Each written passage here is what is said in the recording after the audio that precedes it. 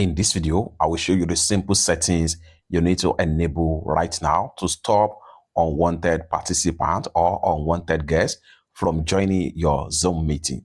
Let me show you how. First thing first, go ahead and open up your Zoom app.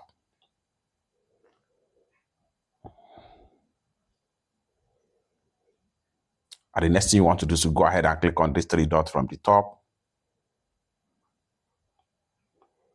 Proceed with Meet with Personal ID. Proceed with Start Meeting.